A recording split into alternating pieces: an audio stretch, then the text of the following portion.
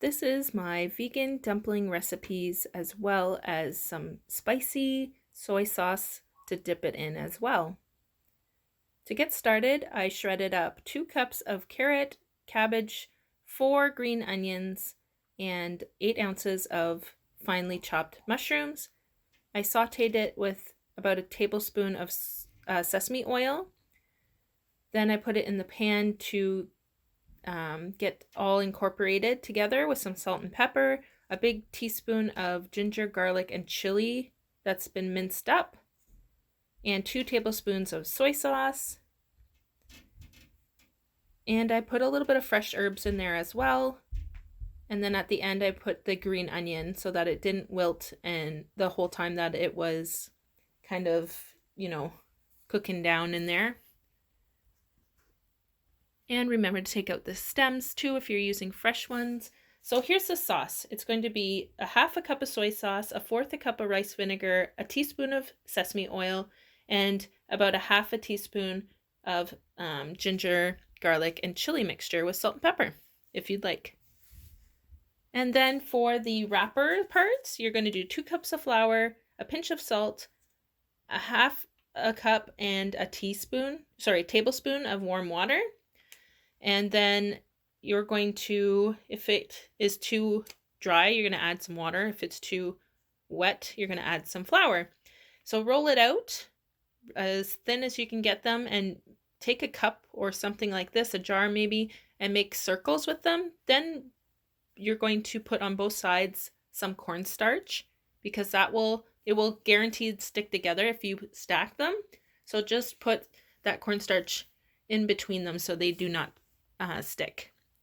Then we're going to boil some salt water and get an oiled pan, a well-oiled pan, because we're going to be boiling them and then frying them. So do 2 or 3 passes lengthwise and width with your dumpling dough. And you're going to put a little bit of filling in the middle, and then you're going to do a bowl of water. Have handy too, because you're going to put around the edges of your filling so that it sticks and glues together. See this hole here? This is what we do not want. I'm just kind of demonstrating that if we have a hole there, when we go to boil it, it's going to explode and expand out and the filling will come out. So we're going to pinch it from the top and fan it inwards to that middle. I'm going to show you in a second. And it's going to kind of look like a fan on the top. But pinch it very well so that it glues together. Yeah, it's so pretty. And make sure that you dust it a little bit on the bottom so that when you go to put them there before boiling them, that they don't stick to the bottom and rip the bottom off. So pinch the middle, and then you're going to pinch, fan. When I say fan, you're just literally pushing it towards the middle.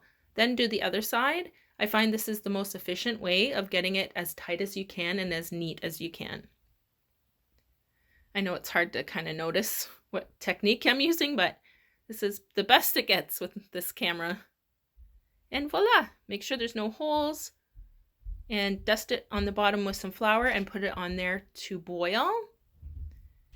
And the next step only takes about a minute for them to float to the top.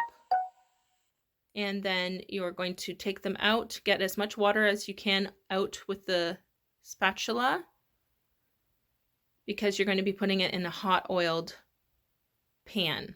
And this is actually, you need a little bit more oil than that. There you go. I added it to it. And then you're going to make sure that they don't stick by pulling it. As soon as you put it down, you're going to kind of do this with them so that they don't stick to the bottom. You need them to be golden brown like this. Then you can turn them around on each side to get golden brown. And then they turn out so fantastic. I like to sprinkle some salt and pepper on top and then dip them in the dip. And I hope you enjoy them.